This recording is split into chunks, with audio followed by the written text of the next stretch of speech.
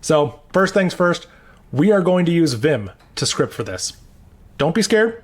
If you've never used it before and you've heard scary things, I understand why. I'm going to give you a very quick Vim crash course. That is what I'm going to use for a text editor during this course. If you don't want to use it, if you're more comfortable using Nano or you want to edit it through some sort of GUI editor, that's fine. That's on you. You just have to translate everything I'm saying to match your environment. I am going to be focusing on Vimming this file. So if you've never used Vim before, that's okay. I'm going to teach you. We're going to get going. So hopefully your system has Vim. If not, you might have VI. I would recommend installing Vim. So if you're on like a Mac, I think you have Vim by default on Mac. If you're on a Linux system, you might have to apt install Vim or whatever your Linux system has to pull in Vim. So we're going to start by Vimming file.txt. Okay, so we are in Vim and here is file.txt. A lot like less, we can move up and down with our arrow keys and we can move up and down with J and K. That is because Vim is in normal mode, aka navigation mode. We are in the mode where we can jump around the file. We can't make changes to it by typing in. We can't insert text. We can make changes to it, but we can't type in things, but we can use the arrow keys to bounce around. When you're ready to add something, you can press I, and now we are in insert mode. And you can see in the bottom left, it says insert down here. Your Vim might be slightly different than mine. Now I can move the cursor all around and I can start editing just like a normal text editor, like, hello, how are you? Enter. This is a normal text editor. Enter. So I'm just entering text like that. That's all well and good. And now when it comes time to save this, like let's say, okay, I'm done, LOL, I want to save. We have to go back to normal mode and then we have to issue the command to save the file. So escape, the escape key will bring you back to normal mode. Notice that it switched to normal mode. It lets me know down here. And now we are going to write the file and we're going to quit the file. So colon to send a command, similar to how Les had a colon down there. We have a colon in the bottom left waiting for a command. We're going to give it the command W, which is write, to write the file, and hit enter. Now we have written the file. We have saved the file. And now we can do colon Q to quit. And there you go. You successfully exited Vim. It's not that hard, right? See? It's not that scary. Hopefully you're not too scared about it. If we cat file.txt, hey, look, there's our changes in there. That wasn't too scary at all. Let's go ahead and reopen it. So up and down, I use J and K to bounce around. That's all good. H and L will move left and right. I think they're, yeah, H, J, K, L. H and J? Sorry, I'm translating on the fly here. I'm assuming most of you people watching are using QWERTY. I'm typing in Dvorak, unfortunately, so I have to like do some mental translations with this stuff. I am very sorry about that. The arrow keys are also the same as on your home row, which is H, J, K, L, I believe. I don't remember which one is up, down, left, right, so you're gonna have to do it yourself. I just know where they are on my keyboard, and they are in super weird places, but H, J, K, L is how you do it. You can also just use the arrow keys. That's totally fine. So again, you hit I. Now we're in insert mode. We can go here, and we can start making changes. I'm just hitting enter and typing in text. That's fine. Let's clear some of these changes. I'm throwing in a lot in here.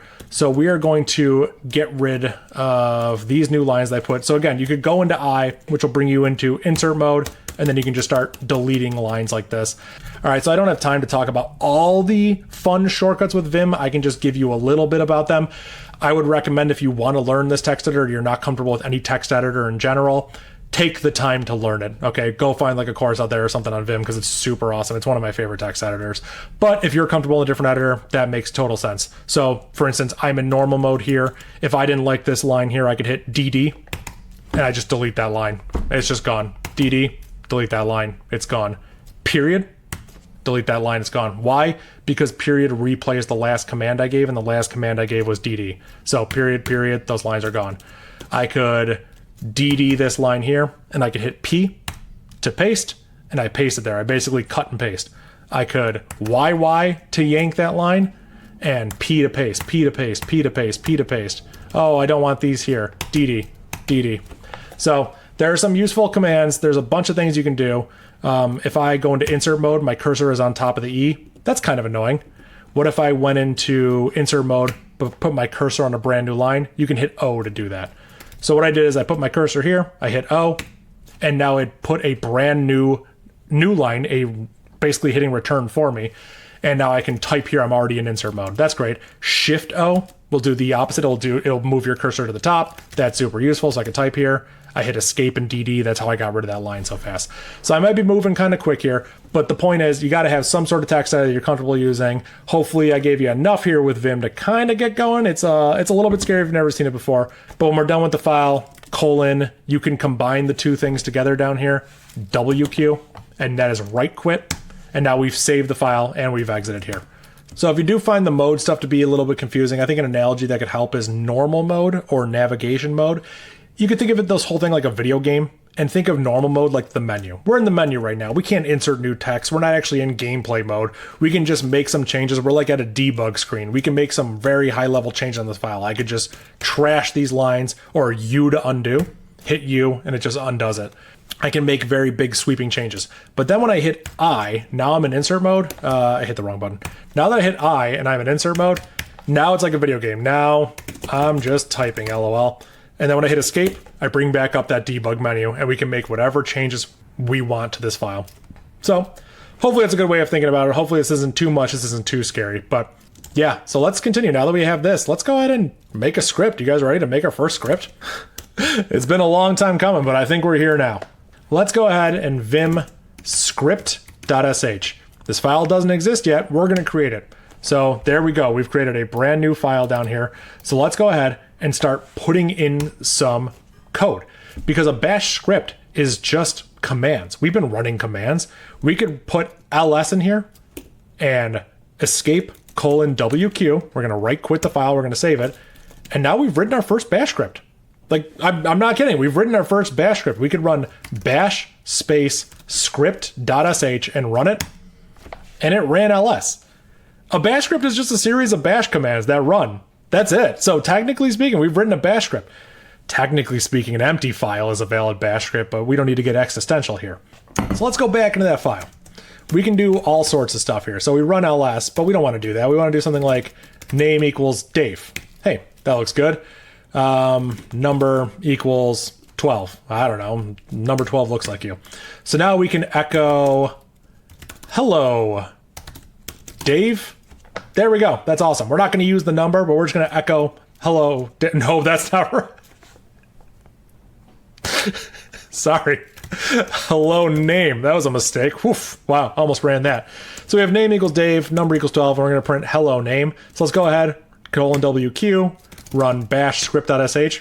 Hello, Dave. Hey, look at that. We're writing a bash script. That's super awesome. There's all sorts of stuff we can do there. Your number is number. There we go. So we're giving it to the echo command. We're using variable expansion around name and number.